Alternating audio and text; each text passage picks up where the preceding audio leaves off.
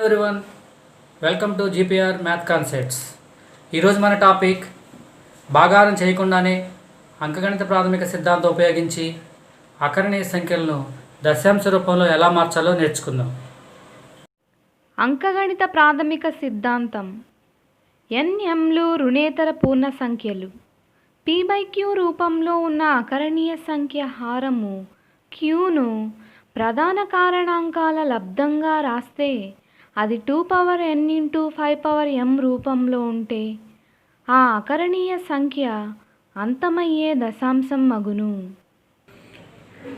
ఇప్పుడు ఒక లెక్క చేద్దాం. దశాంశ రూపంలో ఈజీగా మార్చుకోవాలంటే హారాలు 10 కానీ 100 కానీ 1000 కానీ 10,000 కానీ ఇలా ఉండేటట్లు చూసుకోవాలి. అంటే ఇప్పుడు దీనికి 5 × 2 అని వచ్చేలా చూసుకున్నాం అనుకోండి. 10 వచ్చింది, 5 2 10. 5² × 2² వచ్చేటట్లుగా చూసుకుంటే 100. 5 25, 2 2 4 100. 5³ × 2³ వచ్చేటట్లు చూసుకుంటే 1000 అవుతుంది. 5⁴ × 2⁴ తీసుకుంటే 10,000 అవుతుంది. ఇలా 5 యొక్క ఘాతాలు 2 యొక్క ఘాతాలు సమానంగా ఉండేటట్టు చూసుకుంటే అవి 10, 100, 1000, 10,000 ఇలా ఉంటాయన్నమాట. అప్పుడు మనం దశాంశ రూపంలో మార్చుకోవడం ఈజీ. ఇప్పుడు ఫస్ట్ లెక్క చేద్దాం చూడండి. 13/25. 13/25ని మనం ఏమని రాసుకోవచ్చు? 5² అని రాసుకోవచ్చు. అయితే నేనేం చేస్తున్నానంటే 5² ఆల్రెడీ ఉంది కాబట్టి ఇక్కడ చెప్పా చూడండి.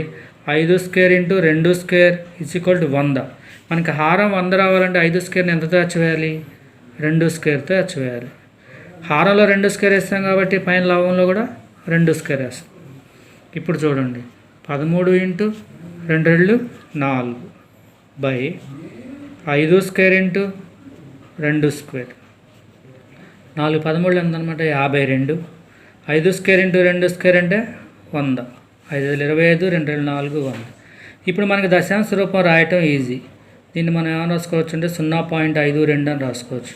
ఎందుకంటే 100లో 2 సున్నాలు ఉన్నాయి కాబట్టి దశాంశ స్థానాలు కూడా 2 వస్తాయి. అంటే 0.52. ఓకే, రెండో లెక్క చూద్దాం చూడండి. 15/16. 15/16ని మనం 2⁴ అని రాసుకోవచ్చు. మీకు ఆల్రెడీ తెలుసు కదా.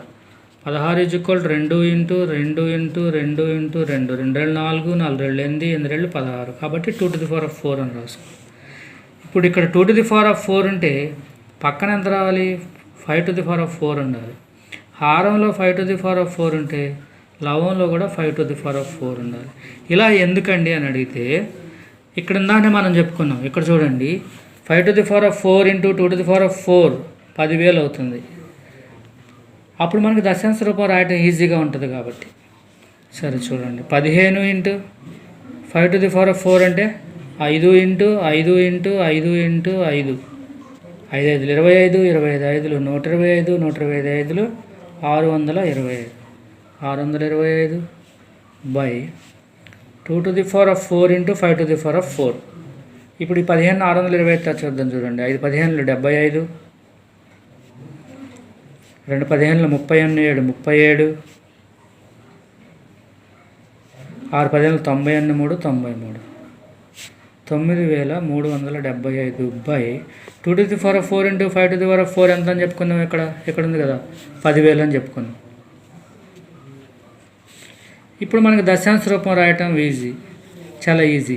ఎందుకంటే 1 2 3 4 సున్నాలు ఉన్నాయి కాబట్టి ఇక్కడ 1 2 3 4 అంకెల ముందు పాయింట్ పెట్టుకుంటాం. అంటే 4 దశాంశ స్థానాలు వస్తాయి. 9 3 7 5. ఓకే స్టూడెంట్స్, అర్థమవుతుందా? మూడో లెక్క కూడా చేద్దాం చూడండి. 23 ఈ లెక్క చేస్తున్నాం. 23/2³ × 5². 23/2³ × 5². ఇక్కడ చూడండి, ఇక్కడ 2 యొక్క ఘాతం ఎంత ఉంటే 5 యొక్క ఘాతం కూడా అంతే ఉండాలి. ఇందాటి లెక్కలో చూడండి ఒకసారి, 2 యొక్క ఘాతం ఎంత ఉంది? 4 ఉంది. మనం కూడా 5 యొక్క ఘాతం 4గా వేసుకుందాం. ఇక్కడ చూడండి 5 స్క్వేర్ అని ఉంటే ఏమని రాసుకున్నాం? 2 స్క్వేర్ అని రాసుకున్నాం. అలాగే ఇప్పుడు 2 క్యూబ్ అని ఉంది కాబట్టి ఇక్కడేమో 5 స్క్వేర్ అని ఉంది కాబట్టి ఇంకో 5 కావాలి మనకి. హారంలో 5 అని రాసుకుంటే లవంలో కూడా 5 తీసుకుంటాం. దట్ ఈజ్ ఈక్వల్ 5 3 15, 5 2 10, 1 10, 115 బై దీన్ని ఏమైనా రాసుకోవచ్చు 2 క్యూబ్ ఇంటూ 5 క్యూబ్ అంటే ఏమవుతుంది? 115 బై 2 క్యూబ్ ఇంటూ 5 క్యూబ్. ఇందాక ఇక్కడ రాసుకున్నాం చూడండి, ఎంత వస్తుంది? 1000. 1000లో 3 సున్నాలు ఉన్నాయి కాబట్టి దశాంశ స్థానాలు కూడా 3 రావాలి కాబట్టి ఇక్కడ చూడండి 1 2 3 అంకెల ముందు పాయింట్ వచ్చింది అంటే 0.115.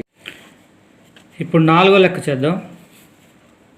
7218 by 3 square into 5 square. 7218 by 3 square అని ఉంటే ఇది అంతమయ్యే దశాంశం కాదు కదా అని మీకు అనుమానం రావచ్చు. కానీ ఇక్కడ 3 స్క్వేర్ అంటే 9. ఈ 9 యొక్క లవంలో క్యాన్సిల్ అవుతుంది. చూడండి 9 ఇంటూ 5 స్క్వేర్. ఈ 9 యొక్క దీంట్లో చూడండి 872, 2 9 18, 800 2 సార్లు క్యాన్సిల్ అయింది. Equals to 802 by 5 square. ఇక్కడ 5 స్క్వేర్ అని వచ్చింది కాబట్టి దీన్ని ఎంత తెచ్చివేయాలి? 2 స్క్వేర్తో తెచ్చివేయాలి. అప్పుడు లవంలో కూడా 2 స్క్వేర్ రాయాలి. ఇప్పుడు చూడండి 802 ఇంటూ 2 స్క్వేర్ అంటే 4 బై 5 స్క్వేర్ ఇంటూ 2 స్క్వేర్. మనకు తెలుసు 5 స్క్వేర్ ఇంటూ 2 స్క్వేర్ అంటే 100 అని తెలుసు మనకి. పైన వేసుకుందాం 4 2 8, 0 4 8 32. దట్ ఈజ్ ఈక్వల్ ఇక్కడ 100లో 2 సున్నాలు ఉన్నాయి కాబట్టి ఇక్కడ 2 దశాంశ స్థానాలు వస్తాయి. 32.08. 5వ లెక్క చూడండి 143 బై 110. 143 బై 110. 143 బై 110 అంటే మనం 11 ఇంటూ 10 అని రాసుకోవచ్చు. 11 ఎక్కం క్యాన్సిల్ చేయండి. 11 11 3 11 33 అంటే 13 by 10. That is equal 1.3. Okay students, అర్థమైంది అనుకుంటున్నాను. ఇప్పుడు మీకు ఇలాంటి లెక్కలే మీకు కొన్ని ఇస్తాను, అవి మీరు చేయండి. ఇవి చేయండిలో ఒక 5 లెక్కలు ఇచ్చాను. భాగాహారం చేయకుండానే ఈ అకరణీయ సంఖ్యలను దశాంశ రూపంలో తెలపండి. ఓకే, అందరూ చేస్తారని ఆశిస్తున్నాను. మీకు ఏమైనా డౌట్లు ఉంటే కామెంట్ బాక్స్లో తెలియజేయండి. Thank you very much. Please like, share and subscribe.